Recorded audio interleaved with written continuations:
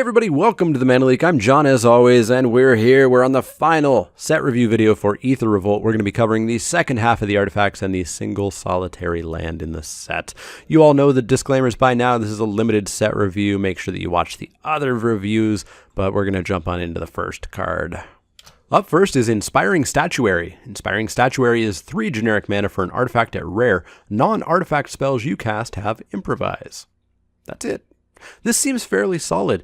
It may not be inherently intuitive, but this is a 3-mana mana rock, which is totally fine for everything other than artifact spells.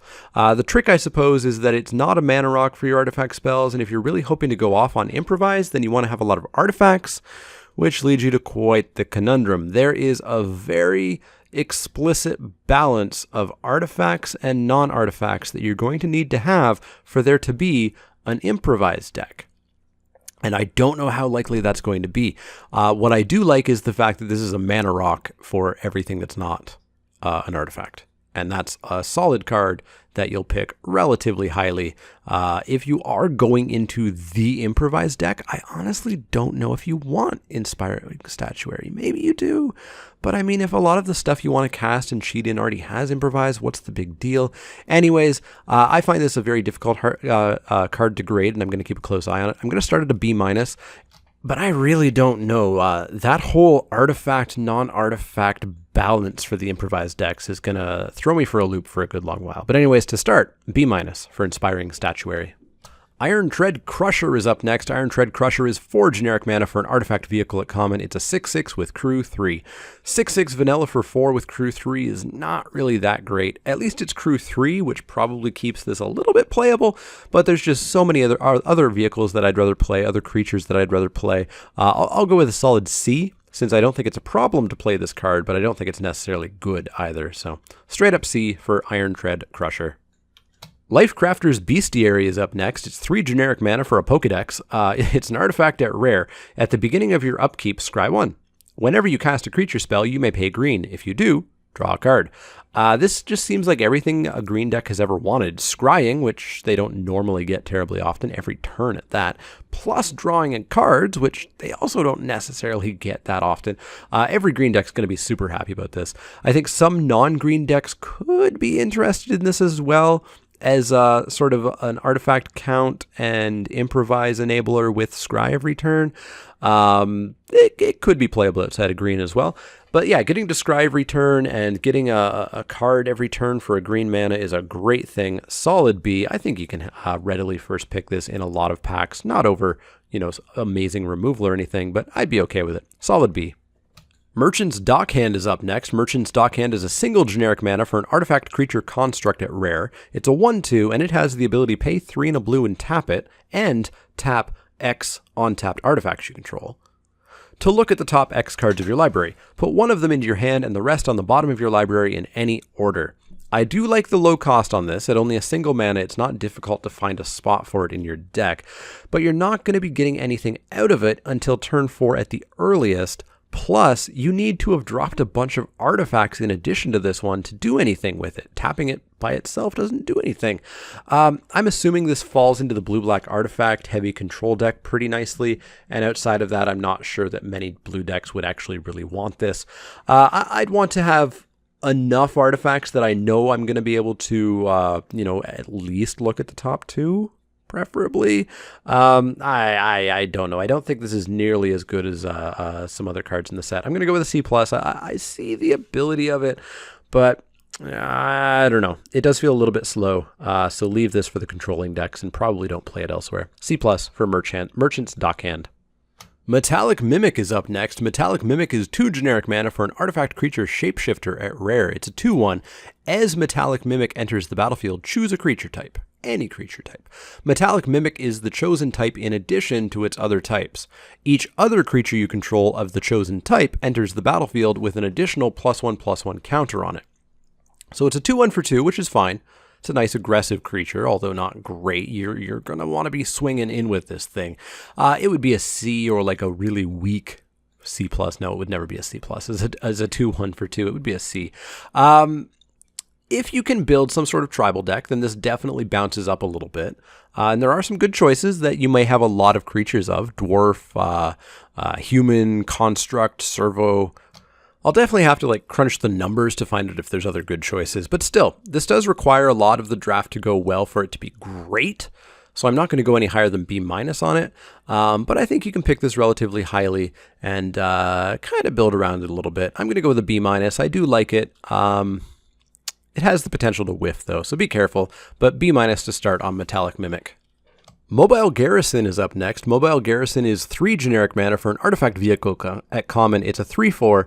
Whenever Mobile Garrison attacks, untap another target artifact or creature you control. Crew 2. This has some cool synergies with Spireside Infiltrator, Night Market Lookout. You can tap them to do the damage and then attack with this and then untap them, and then you have a blocker if you need it, and then later on the turn tap it again and crew and blah, blah, blah. Anyways, it's a 3/4 that attacks on turn 4, which is totally playable. This seems like just a fine vehicle to pop in your deck. It's not supremely exciting. It's not busted like some of the other ones, but I think it's fine. Definitely solid C+ for me for Mobile Garrison. Night Market Guard is up next. It's 3 generic mana for an artifact creature construct at common. It's a 3/1, and Night Market Guard can block an additional creature each combat. This creature's not blocking. It's not even remotely what a 3/1 for 3 is designed for. It'll have some cool chances, sure, to hold things back. Your opponent's not going to attack with their early stuff because maybe you can double block and kill 2 things for one thing. But I just don't think that's good enough. 3 is also a bit too much for a 3/1, since 2 is usually where that is costed. I don't know. I think this is pretty cuttable a lot of the time. I'm going to go with a C- on it. I will cut it way more often than I actually play it. Next up is fan favorite Ornithopter. If you haven't seen Ornithopter before, it is a 0 casting cost. That means you just put it down. Artifact creature Thopter at uncommon. It has flying and it is an 0/2. I still do not think that this is Ornithopter's time. I still think it's bad. But what about Improvise, I hear you all say? Well, M15 had Convoke, which was Improvise for creatures rather than artifacts.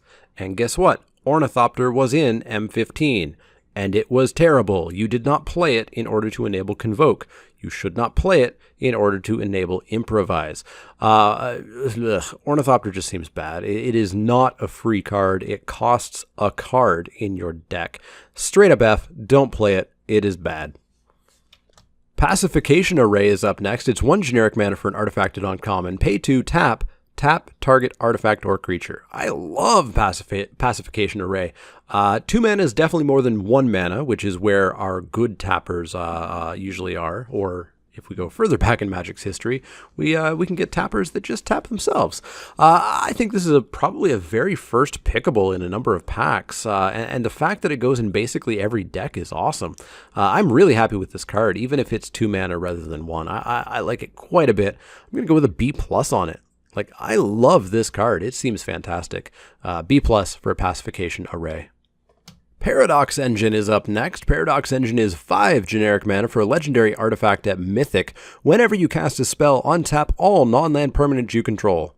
It's cute and all, and maybe you really go off and you generate some sort of engine with the Paradox Engine, with mana dorks or something like that, or improvising, but this is limited. You're just not going to do that with any form of reliability. Giving all your creatures pseudo-vigilance is probably the nicest thing that you'll be able to pull off from this. So I'm going to start out on this pretty darn low. If anyone finds a way to abuse this, great. I just don't see it really happening. I'm going to go with a D for Paradox Engine. Peace Walker Colossus is up next. It's 3 generic mana for an artifact vehicle, although it doesn't look like it.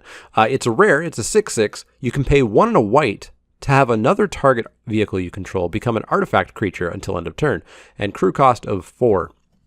Crew 4 hurts this, no question about it. Crew 4 is very hard to pull off, and not having trample or anything makes this just a big dumb vehicle that I don't really want to play. The ability is where this potentially shines, but I think it still gets a little bit too Christmas landy. I don't think anything is going to change from Kaladesh. You should be playing 2-ish vehicles at most. 3's pushing it, 4's way too many, which means that in a lot of deck, this big guy is going to be waiting around for you to draw and play one specific card in your deck. It'll certainly feel really bad when on turn 4 they attack in with that 7/11 Dreadnought that they animated for 2 mana. But that's just way too cute for me. I'm out on this guy. I don't think it's very good. I'm going to drop it down to a D+. Crew 4 is hard. We know that by now. Planar Bridge is up next. Planar Bridge is 6 generic mana for a legendary artifact at Mythic. Pay 8 generic mana, tap it, search your library for a permanent card, put it onto the battlefield, then shuffle your library. Will I draft this? Yes, absolutely. Will I die before I throw 14 mana into it? Absolutely. Odds are this is just way too slow, but if you live long enough, you should be able to win the game with this as you just start throwing whatever cards you need at the time on the battlefield. The power is there, but you 100% pay for it, and then some. Odds are it's too slow without the absolute most controlling shell ever, which we've talked about me really wanting to pull off in this set. In my heart, it's an A+. Realistically, it's probably... if it works, it's like a B+, and realistically, it's really low because it costs so much mana. So I don't have an exact grade for this one. Just know that you need to live a long time for this to really go off well. Be careful, but I'm drafting this every time I see it. Prizefighter Construct is up next. It's 5 generic mana for an artifact creature construct at common. It's a 6/2, and that's it. This is the artifact version of Terror at the Fairgrounds or Hulking Devil or Cobbleroot. It's a really huge power, really tiny toughness creature for a lot of mana. It is horrible. It is absolutely awful. Yeah, 6 is a big number, but 2 means that it dies to nearly everything ever in this format. I would not touch this card with a 10-foot pole. You should never, ever play this card. Solid F-. Renegade Map is up next. Renegade Map is 1 generic mana for an artifact at common. Renegade Map enters the battlefield tapped, which sucks. Tap, sacrifice Renegade Map, search your library for a basic land, reveal it, put it to your hand, then shuffle your library. Why does this have to enter tapped? It hurts this a fair bit, but not too much. Still, I don't really think that you should be playing this unless you're splashing or trying to make a 3-color deck work. Yes, it enables Revolt and Artifact Count, and it can tap for mana for Improvise and blah, blah. But don't play bad cards to enable other cards. They need to be doing something much more impactful. This feels like a sideboard-specific deck kind of card only, so it will get a straight D from me. Reservoir Walker is up next. Reservoir Walker is 5 generic mana for an artifact creature construct at common. It's a 3/3. When Reservoir Walker enters the battlefield, you gain 3 life and get 3 energy. It's a 3/3. You get 3 life, you get 3 energy. All of those things are cool. Not for 5 mana. Not even all of them put together is worth 5 mana. This just is way too expensive for me and way too low impact. I don't super care about 3 life. It's cool when you get it. I don't super care about 3 energy. It's cool when you get it, and I don't super care about a 3/3 either, and paying 5 mana for all that is just way too much. I doubt that I'll ever main deck this. I'll put it at a D+. Maybe you're desperate for a creature, but boy, there's way better 5-drops out there. Scrap Trawler is up next. Scrap Trawler is a 3 generic mana artifact creature construct at rare. It's a 3/2. Whenever Scrap Trawler or another artifact you control is put into a graveyard from the battlefield, return to your hand target artifact card in your graveyard with lesser converted mana cost. So it's a 3/2 for 3. Okay, it's not great, but it's filler. When it dies, you get back a 2-drop or lower artifact. There's some cute things that could happen there, but not that amazing.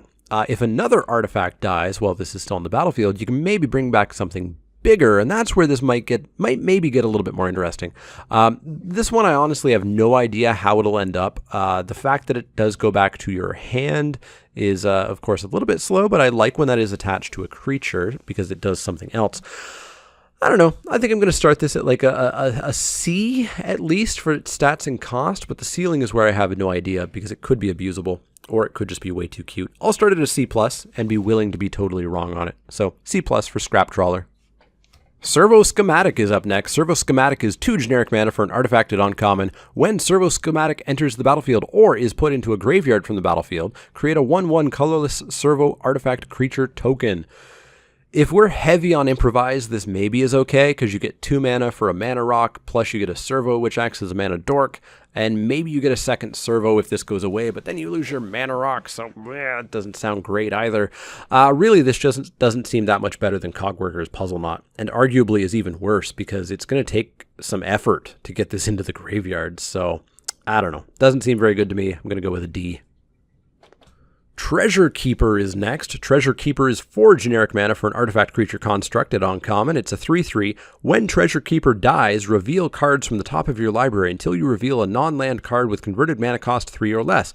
You may cast that card without paying its mana cost. Put all revealed cards not cast this way on the bottom of your library in a random order. Also known as Cascade, which is a mechanic from Shards of Alara. This is exactly Cascade.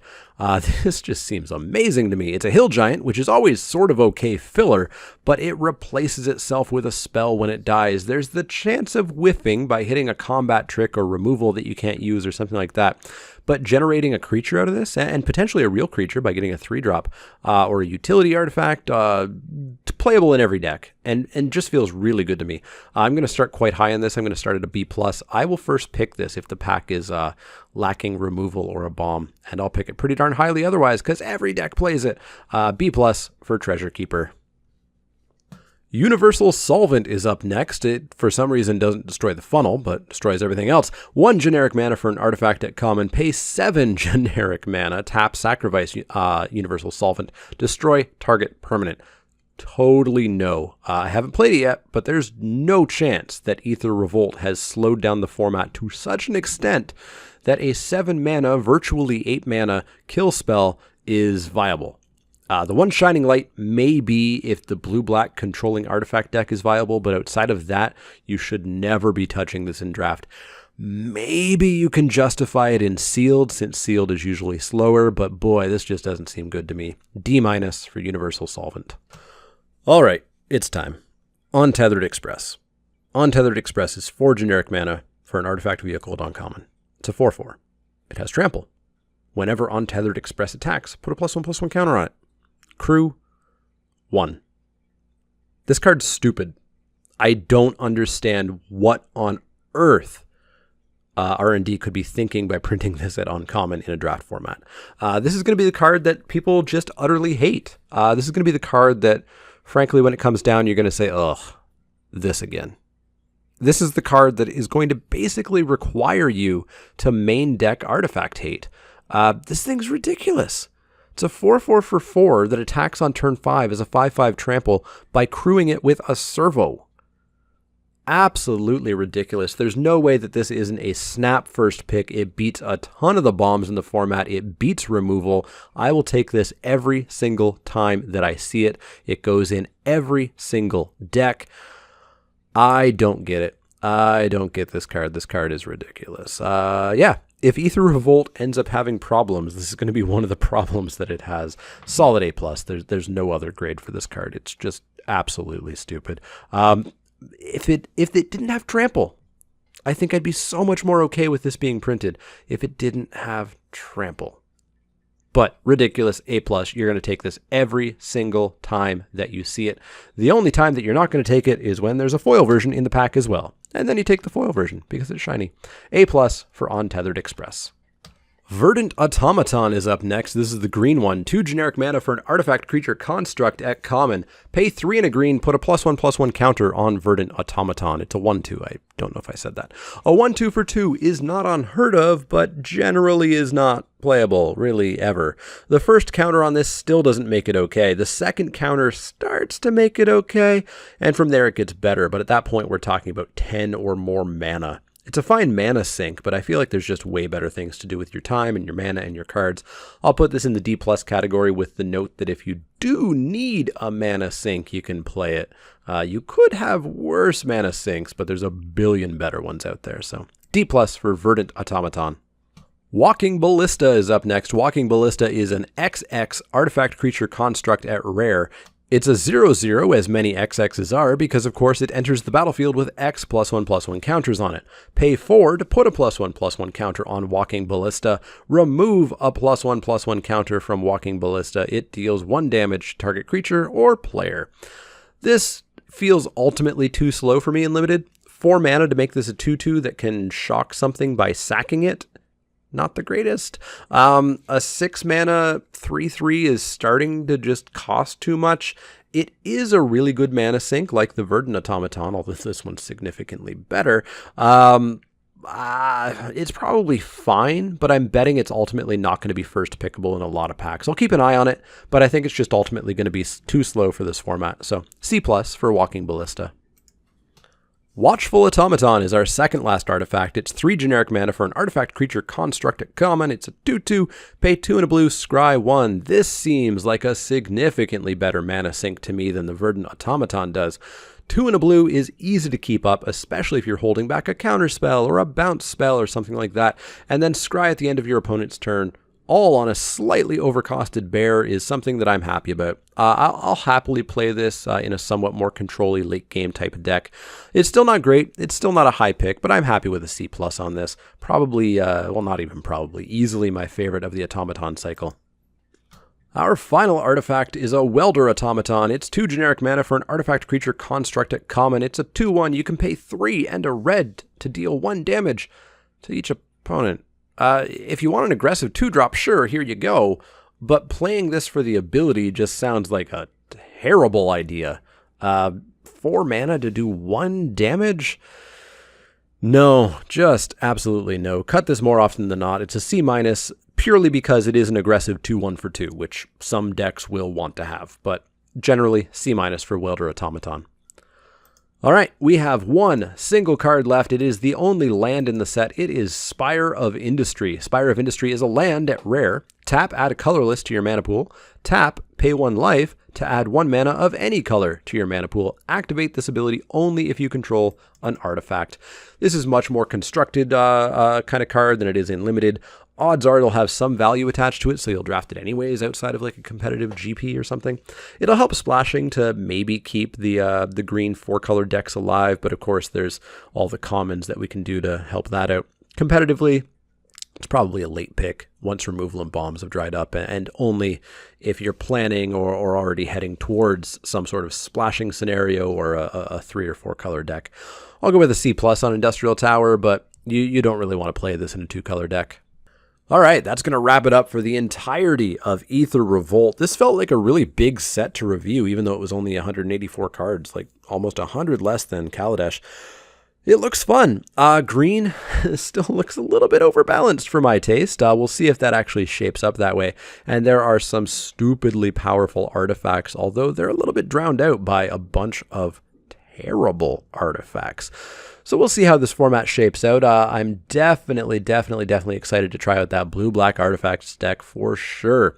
Improvise seems like it could be decent. Revolt on instants and sorceries seems really good. I'm less sure about it on creatures, but I'm excited to try this format. I'm excited for Kaladesh to get shaken up a little bit. Hopefully some really good changes happen with Kaladesh. Hopefully it slows down ever so slightly, and hopefully green gets reined back slightly, but I don't see that happening. Anyways, let me know what you guys think about Aether Revolt.